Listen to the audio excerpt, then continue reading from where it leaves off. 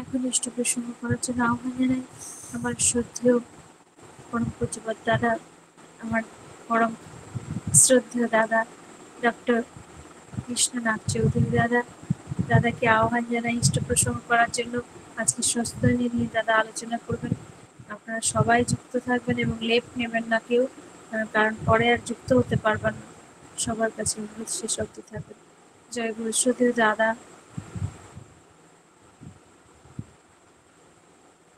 সবাইকে জয় গুরু। জয় গুরু দাদা। দাদা একটু সাউন্ডটা একটু বাড়াবেন। সাউন্ডটা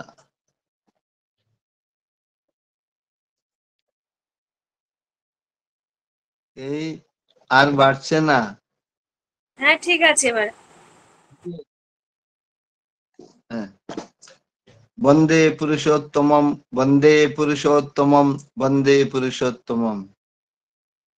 শ্রদ্ধাভাজন ভক্তপ্রাণ দাদারা, ভক্তিমতী মায়েরা, ভাই ও বোনেরা, সবাইকে আমার অন্তরের অন্তঃস্থল থেকে জানাই সশ্রদ্ধ আনন্দিত জয় গুরু। পরম দয়ালকে কেন্দ্র করে আমরা সৎমন্ত্রে দীক্ষিত হয়ে ইষ্টমুখী চলনে চলে নিজেদের জীবনে সুখ, শান্তি, স্বস্তি, সুদীর্ঘ জীবনের অধিকারী হব, এইভাবে আমরা আশা নিয়ে চলছি। তার জন্য শ্রী শ্রী ঠাকুর বিশেষ করে দিলেন যজন যাজন ইষ্টবৃত্তি সত্যয়নী সদাচার। আজকের আলোচনার বিষয়বস্তু আমাদের শ্রদ্ধা শর্মিষ্ঠা মা দিয়েছেন সত্যয়নী ব্রত পালন।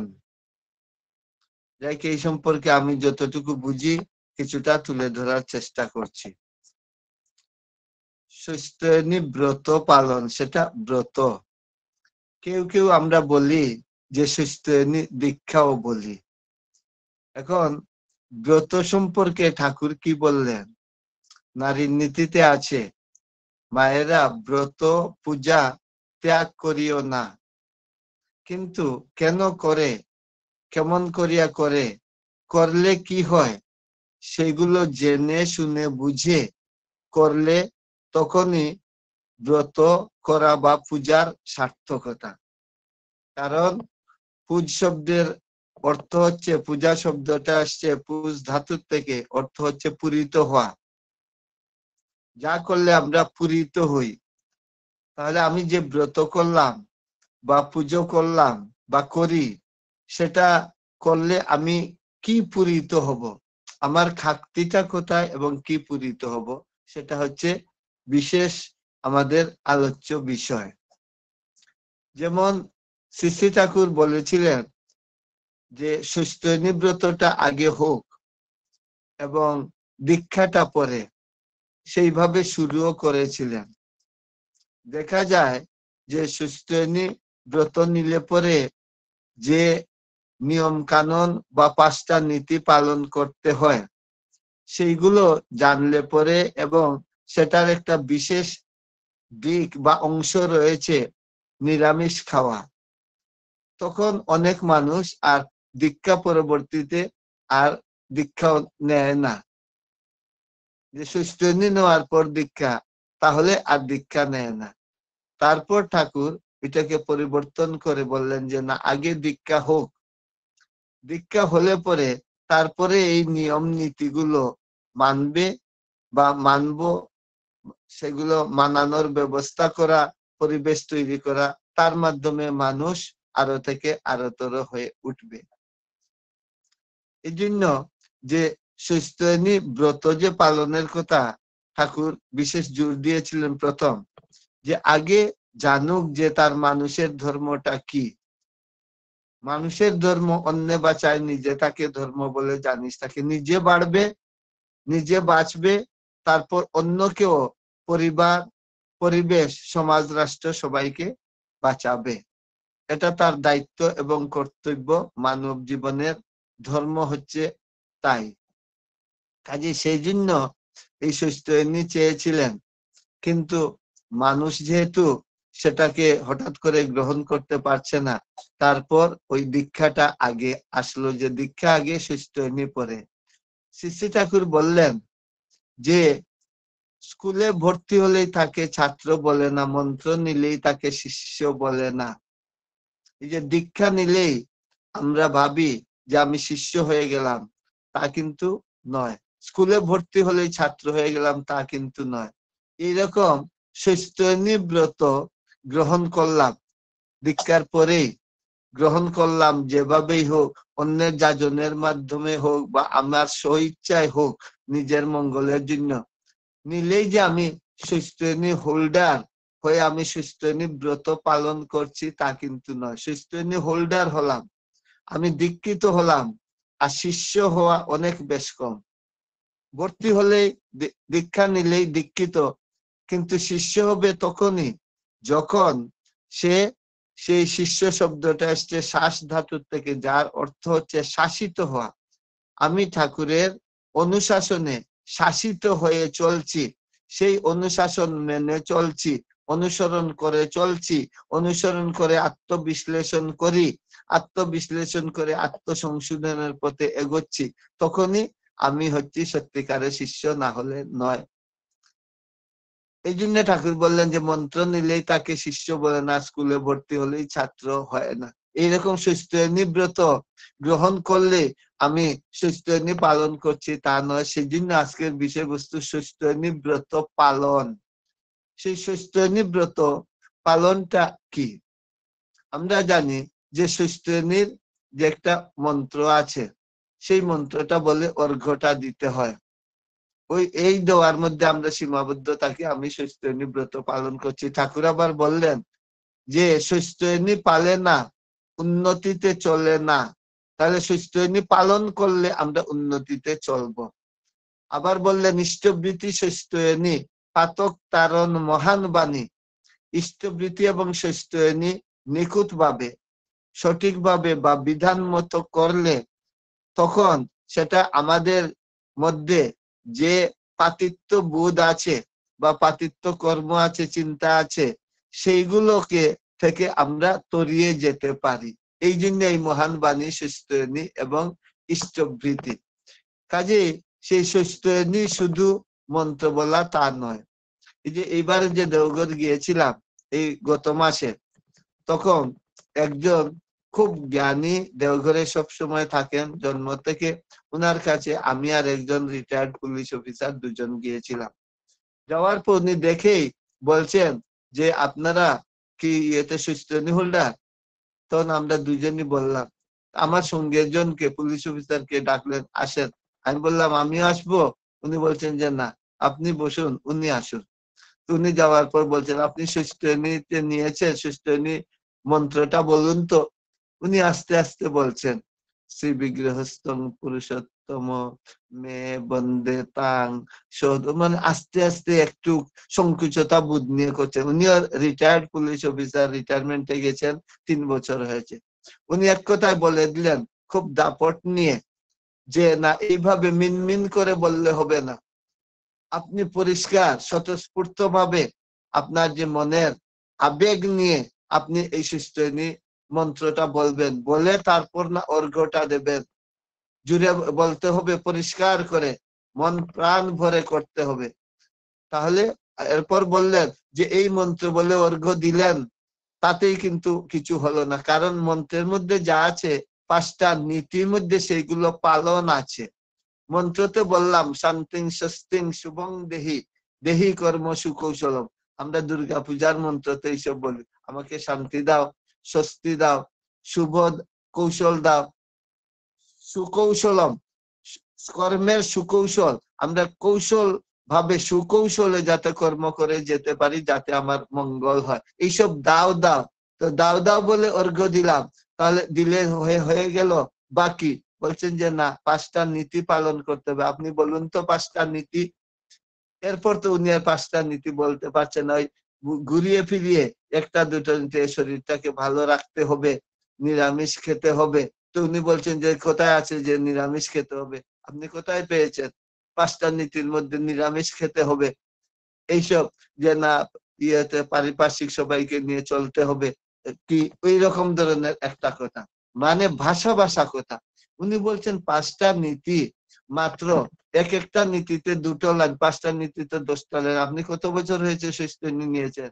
বলছেন যে 15-20 বছর হয়েছে। উনি বলছেন যে আজ পর্যন্ত এই 5টা নীতি শিখলেন না, আর এই মন্ত্র বলে বলে অর্ঘ্য দিচ্ছেন, এতেই বলছেন যে সুস্থনি হোল্ডার। কাজী সুস্থনি পালন শুধু এই নয়, মন্ত্র বলে অর্ঘ্য দেওয়া নয়, আর নিরামিষ খাওয়াও নয়। কোথাও সুস্থনির 5টা নীতির মধ্যে নিরামিষ খাওয়ার কথা লেখা নেই। তাহলে কি নিরামিষ খাওয়া কেন, সেটা কি ভুল? নিশ্চয় না। এই যেমন 1 নম্বর যে নীতিটা আছে, 5টা নীতি তো সুস্থনির, সবাইকে প্রথমেই আমি যতটুকু বুঝি যে 5টা নীতি অবশ্যই শিখতে হবে। এটা ছড়ার আকারে আছে, না হলে আমাকে বললে হবে, আমি শর্মিষ্ঠা মায়ের কাছে আমি জেরক্স করে পাঠিয়ে দেব। যেমন ধরুন 1 নম্বর, শ্রী বিগ্রহ মন্দির ভেবে যত্ন করিস শরীরটাকে, সহনপটু সুস্থ রাখিস বিধি মাফিক চালাস তাকে। এই শরীরটাকে শ্রী বিগ্রহের মন্দির ভেবে যত্ন করতে হবে, কারণ ঠাকুর বলছেন রোগ ব্যাধি ধরবে যত, করার দফা নিকেশ তত। আমার যদি পেটে ব্যথা থাকে, মাথায় ব্যথা থাকে, কোথাও কোনো সমস্যা থাকে, তা কিডনি নষ্ট থাকে, তাহলে আমার যত ইচ্ছা থাকুক, আমার সাধন ভোজন হবে না, শান্তিতে থাকতে পারবো না, স্বস্তিতে থাকতে পারবো না। এই জন্য প্রথমে হচ্ছে আমি নীতি পালন করব, পাড়াপড়শি, দাম্পত্য জীবন, পারিপার্শ্বিক জীবন, সবকিছু। শরীর ভালো না থাকলে কিছুতে এগোতেই পারবো না, স্টেপ দিতে ইচ্ছা করবো না। সেই জন্য 1 নম্বর। এই 1 নম্বরটা শিব বিগ্রহের মন্দির ভেবে যত্ন করতে গেলে, শিব বিগ্রহের মন্দিরে আমরা শুধু বলি যে মাছ মাংস কি শিব বিগ্রহের মন্দিরে নিয়ে যাওয়া যায়, তা শুধু নয়। এটা হচ্ছে শুধু ভাববাদিকতা। মন্দির ভেবে যত্ন করি শরীরটাকে, এই যে মাছ মাংস খেলে পরে ঠাকুর বললেন যে মাছ মাংস আমি রাখতাম, যখন দেখলাম মাছ মাংস খেলে রোগ নিরাময় হতে দেরি হয়, যখন দেখলাম মাছ মাংস খেলে নাম ধ্যান সঠিকভাবে করা যায় না, একদিন মাছ মাংস খেলে পরে অনেক দিন পর্যন্ত সঠিকভাবে নাম ধ্যান হয় না, তাই আমি নিরামিষ খাওয়ার কথা বললাম। সত্তাপুষণী নিরামিষ আহার সবার চেয়ে ভালো, আমিষ আহার উত্তেজনায় করেই করে কালো। যেমন আমাদের যে প্রেসিডেন্ট ছিলেন গোপাল বিশ্বাস দা, উনি আমাদের ধর্মনগর এসেছিলেন, তখন এই সুস্থ নিয়ে কথা হচ্ছে। তিনি বললেন যে শুধু আপনারা নিরামিষটাকে সুস্থ ধরে ধরে যে চলছেন, সব দিকে এটা প্রচার হয়ে গেছে। এটা কি বলুন তো, যে গরু, ভেড়া, ছাগল, হরিণ, তারা কি মাছ মাংস খায়? যে না। তাহলে মাছ মাংস না খেলেই, নিরামিষ খেলে যদি সুস্থনি হয়, তাহলে তো ওরা সব সুস্থনি হোল্ডার।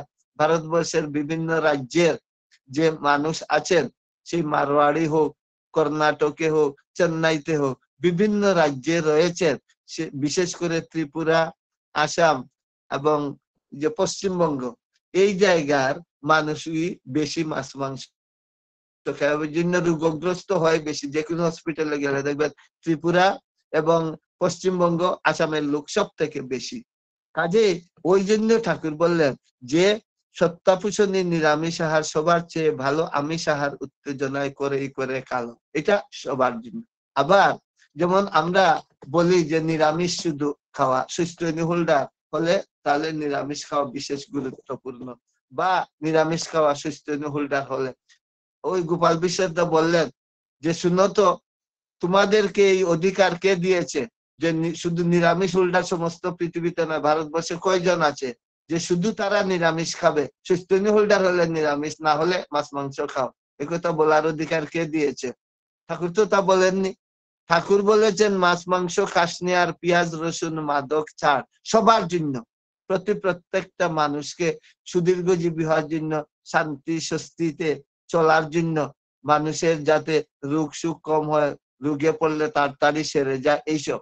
একজন দাদা ঠাকুরকে জিজ্ঞেস করেছিলেন যে ঠাকুর, এই যে নিরামিষ খাওয়ার কথা বলছেন, বিদেশের যারা, তারা কত ডেভেলপ, উন্নত সব দিক দিয়ে, তাহলে তারা তো মাছ মাংস খায়। ঠাকুর তখন বলেছিলেন যে দেখুন, এরা যতটুকু উন্নত, আমি বিশ্বাস করি না, আমি বলছি যে তারা যদি নিরামিষ খেত, তাহলে অনেক বেশি আরো উন্নত হতো। পরিষ্কার। সেই জন্য হচ্ছে নিরামিষ। কিন্তু সুস্থনি হোল্ডার হলে নিরামিষ খেলেই যে সুস্থনি হোল্ডার হয়ে গেল এবং সুস্থনি পালন করা হচ্ছে, তা কিন্তু আসলে নয়। এটা একদম আংশিক। ধরেন একটা 100 নম্বরের যদি আমি পরীক্ষা দেই, তাহলে 10 নম্বরের হচ্ছে নিরামিষ খাওয়া, বাকি 90% বাদ। পরীক্ষায় আমি দেইনি, আমি কি ফল পাবো সুস্থ? নিজে আমি ব্রত গ্রহণ করেছি, আমি যেহেতু পালন করছি না। এছাড়া আমরা কিভাবে পালন করি দেখবেন, এই যে নিরামিষ খাওয়া, খাওয়ানোই শুধু, তারপর শুচিবাইগ্রস্ত। শ্রী আচার্যদেব বারবার বললেন সদাচার পালন করো, সুস্থ নিব্রত গ্রহণ করো, সব ঠিক আছে, কিন্তু শুচিবাইগ্রস্ত হবে না, হয়ও না, সেটার দিকে বিশেষ নজর রাখতে হবে। অনেক পরিবার আছে আমার জানা মতো, এই মায়েরা শুচিবাইগ্রস্ত হওয়ার দরুন পরিবারে সবসময় অশান্তি, উনাদের তো রোগ ছাড়েই না। এই ধোয়াধুয়ি এত বেশি করতে করতে হাতের আঙ্গুলের যে ফাঁকগুলো রয়েছে মাঝামাঝি জায়গায়, এইসব সব পচে গেছে, তারপরও তারা এই শুচিবাইগ্রস্ত গিরি ছাড়ে না। যার ফলে শ্রী আচার্যদেব বললেন যে এই আমাদের প্রায়ই বিভিন্ন সমস্যার সৃষ্টি হয়। আমি সুস্থ নিলাম, বাড়িতে আমার ধরুন মা বা বাবা ভাই বোন মাছ মাংস খায়, মাছ মাংস খেলে আমি কি করব, যে আমি তাদের হাতে খাবো না।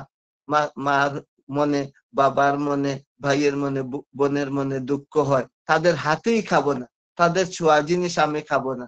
আমি ধরলাম সুস্থ ব্রত নিয়েছি, একজন মা, তাহলে আমি আমার যে স্বামী বা আত্মীয় স্বজন কেউ আসলো, তারা মাছ মাংস ছাড়া খেতে পারে না বা তাদের অসুবিধা হয় খুব, আমি রান্না করব না, যে না আমি মাছ তো ছুঁইব না। শুক্রবার দিন পর্যন্ত এটা আমি বলেছিলাম যে নিরামিষ যারা খায়, শুক্রবার দিন বিয়ে হওয়ার পর একটা মেয়ে, সেখানে আমাদের ত্রিপুরাতে ধর্মনগরের বিয়ে হলো, বিয়ে হওয়ার পর স্বামীর বাড়ি এরা ঠাকুরের দীক্ষিত না, মেয়ে যেহেতু খুব ঠাকুরকে মানে বা ইষ্টভীতি করে, ওই স্বামী নিয়ে ইষ্টভীতিটা সেখানে আশ্রমে জমা দেয়, সে কিন্তু দীক্ষিত না। কিন্তু দেখা গেল তার আত্মীয় স্বজন আসলে পরে একদিন দুদিনের জন্য শুক্রবারে তারা মাছ মাংস রান্নার জন্য বলে, মেয়ে বলে যে না আমরা কোনোদিন ছুঁইও নি, আমরা রান্না করতে পারবো না, শুক্রবার দিন তো খাবো না। ওরা বলছে যে আমরাও নিরামিষ খাবো, কিন্তু আত্মীয় স্বজন আসলে একটা দিন তুমি শুধু রান্না করে দাও। মেয়ে কোনো মতেই মানলো না। তারপর সে রাগ করে কি করলো, ইষ্টবৃত্তি দেওয়া বন্ধ করে দিল। আগে নিজে নিয়ে আশ্রমে ইষ্টবৃত্তি দিত স্বামী, এখন দেই না, আরো উচ্চবাচ্য করে। এইসব করতে করতে এমন একদিন আসলো মারামারি, এইসব হতে হতে তখন বউটা বা মেয়েটা ওই শ্বশুর বাড়ি ছেড়ে বাড়িতে চলে আসলো। এখন এটা কি যে খুব ভালো? শুক্রবার দিন ঠাকুর বলেছেন কোথাও যে শুক্রবার দিন নিরামিষ খেতে। শ্রী আচার্যদেব পূজনীয় শ্রী অবিন দাদা বারবার বলছেন, আমাদের এখানে কয়েকজন ঋত্বিক দাদাকে বলে দিয়েছেন, এই দীক্ষা দিয়ে আপনারা নিরামিষ খাওয়ার কথা বলেন শুক্রবারে, কোন দিন বলবেন না? ঠাকুরের তো কোথাও লেখা নেই। এটা সৎসঙ্গের নিয়ম না। কেউ যদি ইচ্ছা হয় তাহলে খান, কিন্তু এটা নিয়ম বলে চালিয়ে দেবেন না। যেমন সুস্থনির জন্য আগে সুস্থনি নিলে দীক্ষা নেবে, এই জন্য মানুষ দীক্ষা নিত না। এখন এই শুক্রবারের জন্য অনেক মানুষ আমার জানা আছে যারা রিপ্রেজেন্টেটিভ বাইরে সবসময় ঘোরাঘুরি করে, তারা বলে যে না আমরা বাইরে কোন সময় কোথায় থাকি, শুক্রবার দিন নিরামিষ খেতে পারবো না। বা আমাদের এখানে অনেক আছে যারা দীক্ষা নিয়েছে, শুক্রবার মানতে পারেনি, শুক্রবার দিন মাছ খেয়ে নিয়েছে বা আত্মীয় বাড়িতে বা ভুলে খেয়ে ফেলছে, এরপর বলছে যে আমার দীক্ষাটা নষ্ট হয়ে গেছে। সেই প্রচারটা কোন না কোনো ভাবে এসেছে আমাদের সবার বাড়িতে, সবার মধ্যে।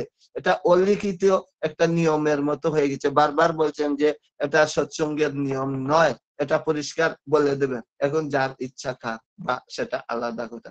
গুরুর জন্মদিন সেটা পালন করবে তার ভক্তি সহকারে, কিন্তু সৎসঙ্গের নিয়ম না। তোমার দীক্ষা নিয়েছো, তুমি তোমার গুরুর ওই দিনটা খুব সংযমের সঙ্গে পবিত্রভাবে পালন করবে, এটা তোমার ইচ্ছা, কিন্তু সৎসঙ্গের নিয়ম বলতে পারবে না। এই কথা বলে দিচ্ছেন বারবার। যাই হোক, এসব হচ্ছে মূল যে এখন আমার খেলে যে কি হলো, বা আমি একজন আত্মীয় স্বজনকে রান্না করে দিলে কি হলো, আমি মাছ মাংস যদি হাতে লাগিয়ে দেই তাহলে কি মাছের অ্যাকশন হবে? ঠাকুর স্বাস্থ্য সদাচারে বলেছেন যে দেখো, ঘ্রাণে ঘ্রাণের হয়, ঘ্রাণে ঘ্রাণের ফল, আর ভুজনে ভুজনের ফল। ঘ্রাণে আমরা বলি যে ভুজনের ফল হয়ে যায়, ঠাকুর বারবার স্বাস্থ্য সদাচার গ্রন্থে বলে দিয়েছে। আমরাই দেখি তো, মদ যদি আমার চামড়ার মধ্যে লাগিয়ে দেই তাহলে কি আমার ইয়ে হয়ে যাবে, নেশা হবে? মাছ মাংস খেলে চামড়ার মধ্যে লাগালাম একটু, তাতে কি আমার মাছ মাংসের এফেক্ট হয়ে যাবে? বিষ একটু লাগালাম আমার ইয়ের মধ্যে, চামড়ার মধ্যে, কাটা নেই, কাটা যদি থাকে তাহলে কিন্তু বিষ এই রক্তের সঙ্গে মিশে গিয়ে শরীরে এফেক্ট করবে। এমনি চামড়ার উপর লাগালে কিছু হবে? তাহলে এগুলো নিয়ে এত টানাটানি কেন? টানাটানি প্রথমেই করতে হবে, আমি যেই সুস্থ নিয়েছি 1 মাসের মধ্যে অন্তত কমপক্ষে 5টা নীতি মুখস্থ করতে হবে, চলতে হবে। এইসব করে করে আমরা আরো বিভিন্ন যে বিভেদ, একটা ভয়, আতঙ্ক সৃষ্টি করে দিচ্ছি সবার মধ্যে।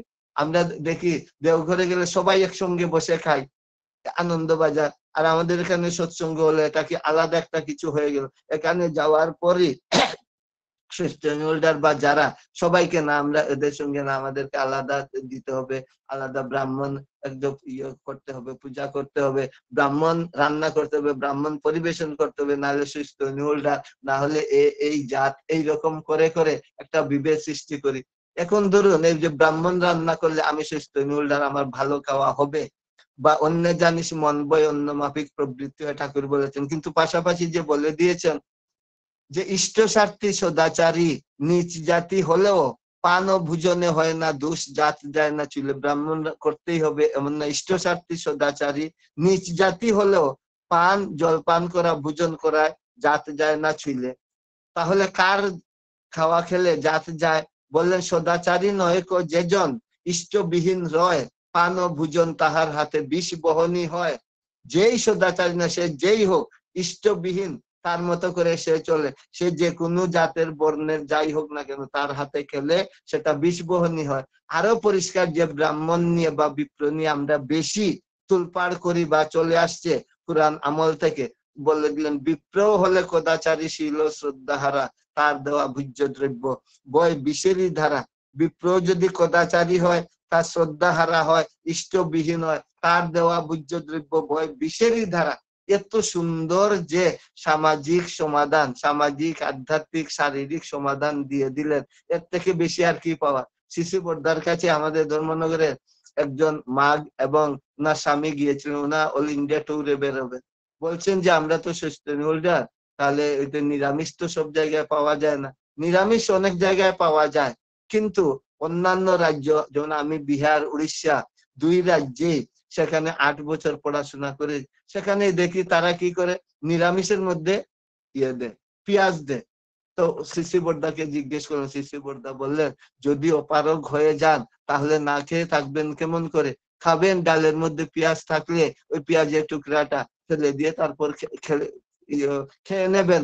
সিসি বর্দা বললেন এইসব মূল জিনিস। আমাদের যে ঠাকুর পরিবারের যাদের বিয়ে হয়, মেয়েরা যে আসে যারা অন্য বাড়ি থেকে, তারা তো কেউ আগে দীক্ষিত, তাই না, কেউ তো সুস্থ নিহুলটার আগে নয়, বিয়ের পর গিয়ে, যেমন শ্রী শ্রী আচার্য দেবের যে সহধর্মিনী গৌরানী মা, উনি তো বিয়ার পরে গিয়ে যখন ফিরা যাত্রায় গেছেন, তখন থেকে নিরামিষ খাওয়া শুরু করেছেন। এর আগে পর্যন্ত তো সুস্থ দেওয়াও হয়নি। কাজে আমাদের কেন তো বেশি বেশি? এই জন্য শ্রী শ্রী ঠাকুর তাই বলেছিলেন যে সুস্থ আগে নয়, দীক্ষা আগে এবং ওইটা পরে। ওইটার হচ্ছে আমরা বেশি বেশি করি না। আমরা এই যে বললাম 5টা নীতি কেউ জানি না, কিন্তু এইগুলো নিয়ে বেশি, মানে নিজের ঘুরিয়ে ফিরিয়ে আত্মপ্রতিষ্ঠা, আমি সবার উপরে, ওরা সবাই আমার নিচে, আমি ওদেরকে ছুবো না, করলে আমার সুস্থ চলে যাবে, ঠাকুর চলে যাবে। আমি মাঝে মাঝে বলি তাহলে যারা মাছ মাংস খায় তাদেরকে দীক্ষা দেওয়া হয় কেন? ঠাকুর পূজা দেয় বছরের পর বছর, তারা তো সব মাছ মাংস খায়। তাহলে বিদেশের যারা আছে মাংস খায় বা বিফ খায়, তারা তারা দীক্ষা নেবে না? আগে সুস্থনি নিতে হবে, তারপর দীক্ষা নেবে, বা কি এই জায়গাতে তো আসতে হবে কেন আমাদের এই জায়গাতে? আমার এগুলো হচ্ছে কোন না কোনো ভাবে আমার অন্ধবিশ্বাস, কুসংস্কার বা গুড়ামি। ঠাকুর পরিবারের যারা নিরামিষাসী হয়েছেন, শ্রী শ্রী বড়মা লিখেছেন যে আমার পেটে যখন মণি আসলো, মণিমালে ঠাকুরের যে দ্বিতীয় ছেলে, সে বিবেক রঞ্জন চক্রবর্তী, বর্দা তো অমরেন্দ্রনাথ চক্রবর্তী, বিবেক রঞ্জন চক্রবর্তী। শ্রী শ্রী বড়মা লিখলেন যে আমার পেটে যখন মনি আসলো তখন থেকে আমরা নিরামিষাসী হলাম। তাহলে কি ঠাকুর পরিবারে যে তারা নষ্ট হয়ে গেছে? এই ঘরে ঠাকুর জন্মগ্রহণ করলেন কিভাবে? এই ঘরে ঠাকুর তো জন্মগ্রহণ করেছেন, দিন দুনিয়ার মালিক পুরুষোত্তম, যাকে কেন্দ্র করে আমরা চলছি। এত সব পুণ্যপুতিতে ঠাকুর বলছেন যত সব চুতমার্গের দল, ঠাকুর বলেছেন যত সব ইয়ের দল, এই চুতমার্গের দল, চোখ বুজার দল, বসে বসে নাম ধ্যান করে আর সবসময় চিন্তা করে যে এরা নিচে, এরা অমুক জাতের, এবার অমুক জাতের, এরা অমুক সম্প্রদায়। ঠাকুর বললেন পুণ্যপুতিতে যে সৎসঙ্গ প্রাণের জিনিস, যে কোনো সম্প্রদায়ের লোক হোক না কেন, সে যদি সৎ হয় তাহলে সে আমার আপন। আমি খাবো না, আমি সবার সঙ্গে বসেই খেলাম, আমি জিনিসটা খেলে না সেটা আমার ভিতরে গিয়ে অ্যাকশন করবে, তারপর আমার যতটুকু এফেক্ট হওয়ার বা কিছু হবে। এইসব হচ্ছে মূল যে, আমি আর দীর্ঘায়িত করছি না, আমার প্রায় 25 মিনিট হয়ে গেছে। আমি এই বলে শেষ করব, 5টা নীতি। এই যে বললাম, শ্রী বিগ্রহ মন্দির ভেবে যত্ন করিস শরীরটাকে, সহন করতে সুস্থ রাখিস, বিধি মাফিক চালাস তাকে, যে কাজে যা ভালো বলে বুঝ সমঝে আসবে রে তোর, কর্মে তারে তৎক্ষণাৎ ফুটিয়ে তুলিস হয়ে ভোর। যে কাজে ভালো বলে বুধ আসলে কর্মে তারে তৎক্ষণাৎ ফুটিয়ে তুলবো, সেটা হচ্ছে সুস্থ দ্বিতীয় নীতি। তো সেটার দিকে আমরা করি না, শুধু মাছ মাংস নিয়ে আর ছুবো না, ধরবো না, অমুক জায়গাতে যাবো না, আত্মীয় বাড়িতে, বিয়ে বাড়িতে, চারিদিকে সমস্যার এমন একটা উত্তাল তরঙ্গের সৃষ্টি করি আমরা, যেমন আমরা একজন এমন হয়ে গেছি, অর্ধেক ভগবান হয়ে গেছি। আর ওইদিকে ভালো বলে বুঝ যেটা, সেটা হচ্ছে আমি নাম ধ্যান করবো সব থেকে আগে। আমি যে ইষ্টভীতি করি, ইষ্টভীতি কি হচ্ছে? ইষ্টভীতি ভোরবেলা না করলে হয় না। 1 নম্বর, ভোরবেলা ইষ্টভীতি করার আগে ঠাকুর বলেছেন যে ঘুমানোর আগে 8 ঘন্টা অন্তত নাম ধ্যান করা, ঘুম থেকে উঠে অন্তত 8 ঘন্টা নাম ধ্যান করে একাগ্রতা নিয়ে চোখের জল দিয়ে আমি ইষ্টভীতি সেটা প্রদান করব, নিবেদন করব শ্রী শ্রী ঠাকুরের কাছে। তাহলে এইগুলো নিয়ে কোনো মাতামাতি, কোনো ধরনের কিছু নেই। আমি শুধু লোক দেখানো যেগুলো বাইরের, এইগুলো নিয়ে করে আমাদের যে তথাকথিত সামাজিক বিধান বা যে বিভ্রান্তি, সেই বিভ্রান্তিকে প্রশ্রয় দিয়ে যাচ্ছি কোন না কোন ভাবে। এই কথা তো কেউ বলি না, বিপ্র কদাচারী হলে ওর হাতে খাবো না, আমি একমাত্র করি, সামনাসামনি বলে দিই যে আমি খাবো না দাদা, হ্যাঁ আপনার হাতে বিপ্র দিয়ে কথা না, আমি খাবো না।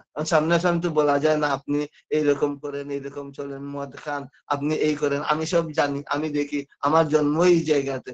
কিন্তু না, এইসব জিনিস মানলে পরে আপনি আপনি যে ধারণ পালন সম্বেক সিদ্ধ ব্যক্তিত্ব আমাদের ভিতর গড়ে উঠবে, উঠলে পরে আমাদেরকে মানুষ খুব ভালোবাসবে। নেতাজি সুভাষচন্দ্র বসু কোনদিন প্রধানমন্ত্রী হননি, উনি কোনো পার্টির যে কোনো বড় নেতা বা এই না, উনি সংগ্রাম করেছেন। উনার জন্মদিন পালন হয় ভারতবর্ষে, জওহরলাল নেহরুর জন্মদিন কি পালন হয়, শিশু দিবস হয়, কিন্তু বন্ধ থাকে না। আর উনারটা পালন করা, এবং সবাই এক বাক্য বলেন নেতাজি সুভাষচন্দ্র বসু বীর ছিলেন, জওহরলাল নেহরুকে উনি প্রধানমন্ত্রী ছিলেন কিন্তু বীর বলে না। আমরা এরকম বীর হবো। ঠাকুর বলেন বিশ্বাস, নির্ভরতা, আত্মত্যাগ, এই 3টাই বীরত্বের লক্ষ্য। ঠাকুর যা বলে দিয়েছেন তা করতে হবে, বিনা আপত্তিতে, বিনা উজারে, বরং পরমানন্দে। দ্বিতীয় বাণীটা হলো, তৃতীয়টা হচ্ছে প্রবৃত্তি তোর যখন যেমন যেভাবে উকি মারুক, ইষ্ট স্বার্থ প্রতিষ্ঠাতে ঘুরিয়ে দিবি তার সে যোগ। পাড়াপড়শির বাঁচা বাড়ায় রাখিস রে তুই স্বার্থ টান, তাদের ভালোই চেতিয়ে তুলি শিষ্টানুগ করে প্রাণ। দেখুন তো সুস্থ নিয়ে আমরা যে শুধু নিরামিষ খাওয়া নিয়ে বলি, ঠাকুর লাস্টের 5 নম্বরে কি বলেছেন? এই 4টে নিয়মগুলো, এই নিয়মে নিত্যদিন, এই নিয়মে নিত্যদিন মানে রোজ, প্রতি কাজেই সর্বক্ষণ, প্রত্যেকটা কাজে এবং সর্বক্ষণ মানে প্রত্যেকটা মোমেন্টে সুস্থনি নিয়মগুলি পালিশ দিয়ে অটুট মন 30 দিন পুরে গেলে 3টি টাকা সহ দক্ষিণায় ইষ্টভুজ্য পাঠিয়ে বাকি মজুত রাখবি বর্ধনায়। এমনি করে চিরজীবন ইষ্ট লাগি হয় নিয়ত, তাকেই বলে সৈস্ত্রনী সবার সেরা মহান ব্রত। কি জন্য সৈস্ত্রনী সবার সেরা মহান ব্রত? তার মধ্যে পারিপার্শ্বিক রয়েছে, তার মধ্যে নিজের বৃত্তিভেদী টান রয়েছে। যেটা বলে বুধ আসবে ভালো, আমি সঙ্গে সঙ্গে করব। মহাত্মা কবির বলছিলেন যে কার্য করেগা করতা আজ, আজ্য করেগা অব, পলক মে প্রলয় হয়ে যায়গি, শুভ কাজ করেগা কব। শ্রী আচার্য একজনের সুস্থনি দেওয়ার সময় বলেছিলেন যে দেখুন, যে যে কাজে যা ভালো বলে সঙ্গে সঙ্গে করলে কি হয়। একটা ঘরে ধরুন 30 জনের জায়গা আছে, ট্রেনিং নেওয়ার জায়গায় 30 জনের বেশি হয় না। আমি যদি তাড়াতাড়ি সঠিক সময়ে করি, 30 জন শেষ হলো 2 ঘন্টা, সঙ্গে সঙ্গে আরো 30 জন ঢুকালাম, আরো 30 জন ঢুকালাম, জায়গা ছোট হোক কিন্তু একদিনে 8 ঘন্টার মধ্যে 4 × 120 জনের ট্রেনিং হয়ে যাবে। এইভাবে আমরাও যখন যে কাজ আসবে, যেটা আমার সত্তা পোষণী, অস্তিত্ব রক্ষা করি এবং বর্ধনের দিকে নিয়ে যায়, সেই কাজগুলো যত আগে করব, বাকি কাজগুলো আমার পেন্ডিং থাকবে না, এরপর একটার পর একটা করে যাব, কম সময়ে অনেক বেশি করতে পারবো। আমাদের জীবনটা ছোট্ট, এই জীবনে সবকিছু করতে পারবা, না হলে আমরা বলি এক জীবনে তো দাদা হয় না, এখন এতটুকু হয়েছে, আগামী জন্মে বাকি হবে, এই হবে। ঠাকুর বলেছেন যে আগামী জন্মে বাকি করো, বাকি কোনো কারবার নেই ঠাকুরের কাছে। বললেন না, হয় না, পারি না, নেই কো যার ঘরে, তাদের কাছে দেবতাও হারে। ঠাকুর বললেন না, সুন্দরী বধূ যার, হয় না যার শালা, অলক্ষী তার ঘরে ঢুকে সব করেছে খেলা। অর্থাৎ না শব্দ আমি বলবো না, আমি সবকিছুর জন্য সময় দেই। এই গতকাল রাত্রে দেখি বা বেরোলেই দেখি যে দাদারা মায়েরা কুকুরকে নিয়ে নিয়ে রাস্তায় ঘুরে, এটা একটা ফ্যাশন হয়ে গেছে। আরে এখানে আরো 1 ঘন্টা সময় যায়, আর ঠাকুরকে নিয়ে আমি বসবো 4টার সময় নাম ধ্যানে হোক, এই নাম ধ্যান মহাযজ্ঞ, চিউড়ি মহাযজ্ঞ, ষষ্ঠী যজ্ঞ, কত কিছু করার পর ওই 50 জন 100 জন আর স্টেনি হোল্ডার হাজার হাজার হাজার হাজার সুস্থনী হোল্ডার নাম ধ্যান করতে রাজি না। এই জন্য ঠাকুর বলেছেন সুস্থনী যাজন করার দরকার নেই, যারা নাম ধ্যান সঠিকভাবে করবে, ইষ্টবৃত্তি সঠিকভাবে করবে, ঠাকুরের অমৃত গ্রন্থাদি পাঠ করবে, তার বুধ গজাবে, সে তখন সুস্থনীর দিকে আপনা আপনি যাবে। সুস্থনীর আলাদা কোনো যাজনের প্রয়োজন নেই। তখনই হচ্ছে সুযোগ অস্তি যুগ অয়ন। সু মানে মঙ্গল, ভালো, অস্থি মানে অস্তিত্ব রক্ষা করা, অয়ন মানে বৃদ্ধি। যা করলে, যা পালন করলে পারে আমাদের অস্তিত্ব রক্ষা করে বৃদ্ধির দিকে যায়। তো মন্ত্র পড়ে আমি 1 টাকায় আটা না 500 টাকা রেখে দিলাম, আমার মঙ্গল হবে কি না? ইষ্টবৃত্তিও সমান। ইষ্টবৃত্তির এই জন্য এটাকে বলা হয় অর্ঘ্য। অর্ঘ্য আর ইষ্টবৃত্তি, ইষ্ট মানে মঙ্গলে পরিপূর্ণ হয়, ইষ্ট মানে মঙ্গল, ভর্তি মানে ভরণ, পরিপূর্ণতা। সারাদিনের যে কর্ম যা করছি, চলা বলা, আচার আচরণ, সবকিছু ঠাকুর কেন্দ্রিক। ঠাকুর যা যা বলেছে সেইভাবে নিয়ন্ত্রণ করে জীবন পথে এগিয়ে যাব। জীবনে অতি অবশ্য আমার যে জীবনের সার্থকতা, ঈশ্বর প্রাপ্তি মানে আপ্তি, আপ্তি মানে আপন করে না, সেই আপন করে নিয়ে আমরা যেতে পারবো। সেই আপনটা হচ্ছে নাম ধ্যান অনেক বাড়াতে হবে। পুরাণে শুনেছি আমি, নামের সঙ্গে থাকো তুমি। ঠাকুরই বলেছেন, আমরা যে শুধু নিরামিষ বলি, পুণ্যপুতিতে 1 মিনিট শেষ, দাদা যে 1 মিনিট কি আর হবে? জাস্ট 1 মিনিট, না কাজ নেই? আগে আগে পুণ্যপুতিতে ঠাকুর যে বললেন, মাংস, গরুর মাংস, ভেড়ার মাংস, ছাগলের মাংস, শুয়োরের মাংস, যা খেয়ে পারিস নাম কর। প্রথম প্রথম স্টেজের মানুষের দিন এই। দ্বিতীয় স্টেজে বললেন যে মাছ মাংস খেলেও বেশি খাওয়া ভালো নয়, সঙ্গে প্রচুর পরিমাণে দুধ খাওয়া দরকার। তাহলে কোথায় বলেছেন যে না খেলে সুস্থ, নিঃশেষ, ঠাকুর শেষ, ছুইলে সব শেষ। লাস্টে বলেছেন মাছ মাংস খাসনি আর পেঁয়াজ রসুন মাদক ছাড়। এটা শুধু সৈস্তনী হোল্ডারদের জন্য নয়, সবার জন্য। এখানে সবাইকে বড় করবি যত, ততই বড় হবি তুই। বড় হওয়ার এক রাস্তা, এক ছাড়া দায়িত্ব তুই। সবাইকে নিয়ে আমরা বাঁচবো, বাড়বো, কাউকে অবজ্ঞা করব না, তুচ্ছ তাচ্ছিল্য করবো না। শিশু আচার্যদেব বললেন যে কেউ মাছ মাংস খায়, আপনারা তাদেরকে অবজ্ঞা করেন। কারো বাড়িতে হয়তো ঠাকুরের বিধান অনুসারে বিবাহ হয়, তাদেরকে অবজ্ঞা করেন। এইসব অজুহাত দেখে কাউকে সরিয়ে রাখতে পারবেন না, সবাইকে নিয়ে চলতে হবে। চলবেন বা চলার চেষ্টা করবেন বলেননি, বলেছেন চলতে হবে। যাই হোক, সবাইকে আমার অন্তরে অন্তঃস্থল থেকে সশ্রদ্ধ আনন্দিত জয়গুরু জানিয়ে, আমাদের যে শ্রদ্ধা শর্মিষ্ঠা শাহুমা, উনি এত অক্লান্ত পরিশ্রম করে কিভাবে আমাদেরকে এগিয়ে নিয়ে যাওয়ার জন্য এই লিঙ্কগুলো পরিচালনা করে যাচ্ছেন। আমরা যতটুকু সহযোগিতা করা দরকার ততটুকু পারছি না, তবুও শ্রী শ্রী ঠাকুরের রাত তুলছেন উনার, এবং যারা অনলাইনে উপস্থিত আছেন, গুরু ভাই বোন যারা আছেন, প্রত্যেকের ইষ্টচল সর্বাঙ্গীন মঙ্গল, পারিবারিক পারিপার্শ্বিক পরম দলের রাত তুলছেন প্রার্থনা করে এখানে শেষ করছি। জয় গুরু। জয় গুরু দাদা, জয় গুরু। অপূর্ব কথা আমরা আজকে শুনলাম, স্বস্তিনী ব্রত, যেটা নিয়ে আমরা বিভিন্ন সমস্যায় পড়ি। প্রত্যেকের মনের একটাই প্রশ্ন যে স্বস্তিনী পালন করি আমরা কি করে করব। তার সম্বন্ধে সত্যি সত্যি যে আমরা শুধু নিরামিষের উপরে আমরা জোর দেই, কিন্তু নিরামিষ না, তার 5টি বিধি যদি না মানতে পারি, তাহলে স্বস্তিনী ব্রতই করাটা ঠিক হবে না। এই 5টি ব্রত হচ্ছে, খুব সুন্দর করে আলোচনা করলেন যে আমাদের প্রথম নম্বর হচ্ছে শরীরকে যত্ন রাখতে হবে, সহানুভূতি করতে হবে 1 নম্বর, আর ভালো কাজ 2 নম্বর। ভালো কাজ যখন যেটা মনে হবে তখনই সেটা কর্মের মধ্যে ফুটিয়ে তুলতে হবে। আমাদের প্রবৃত্তি 3 নম্বর, প্রবৃত্তিগুলোকে ইষ্টানুরূপ করতে হবে। আর 4 নম্বর হচ্ছে পারিপার্শ্বিকের বাঁচা বাড়ার দিকে লক্ষ্য রাখতে হবে। 5 নম্বর হচ্ছে আমরা সস্তনী অর্ঘটা 3টি টাকা সস্তনীর অর্ঘ আমরা যে কোনো মন্দির বা পাঠিয়ে বাকি টাকা ইষ্টকর্মে আমাদের যুক্ত করতে হবে।